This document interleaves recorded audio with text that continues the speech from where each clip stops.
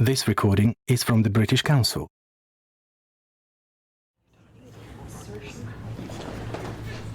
Earlier on in today's lecture, I mentioned the importance of hand gestures and said that I'd touch on some of these.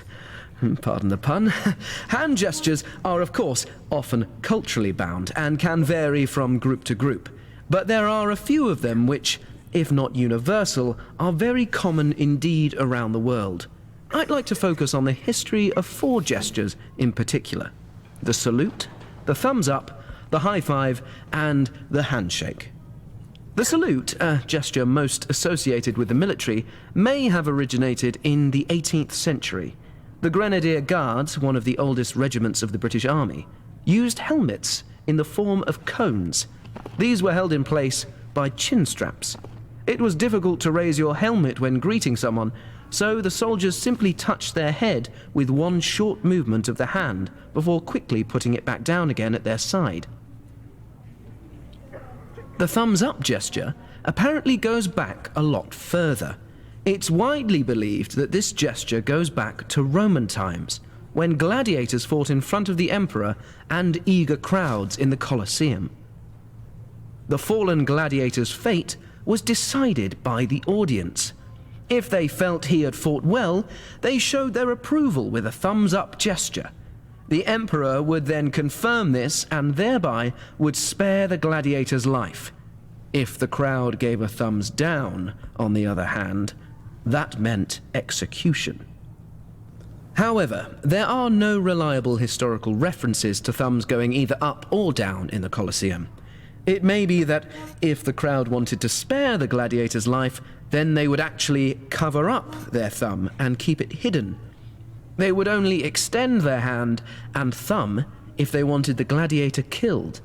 This actually makes more sense, as the emperor could much more easily see what the crowd was indicating when looking out over a huge arena. The high five hand gesture is almost universally used as a greeting or celebration. Many see its origins in baseball. 2 US teams lay claim to inventing the high five: the Los Angeles Dodgers in 1977 or the Louisville Cardinals in 1978. It's quite likely that it was neither, and the gesture might have a much earlier origin again.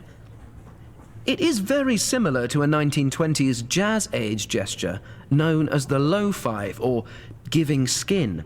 This gesture involved people slapping each other's lower hands, also in celebration. There are in fact numerous references to the low five in films of the era. Perhaps the high five is just an evolution of that gesture. The final gesture I'm going to mention today is the handshake. It dates back as a greeting at least as far as ancient Greece. In the Acropolis Museum in Athens, the base of one of the columns shows goddess Hera shaking hands with Athena, the goddess of wisdom and courage. It's thought that shaking hands rather than bowing or curtsying showed both parties as equals. In 17th century marriage portraits in Europe, we find many examples of handshakes between husband and wife.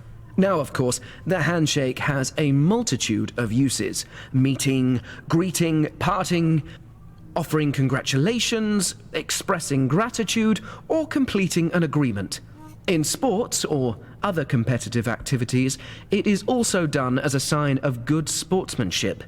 In this way, the gesture has not strayed from its original meaning to convey trust, respect, and equality.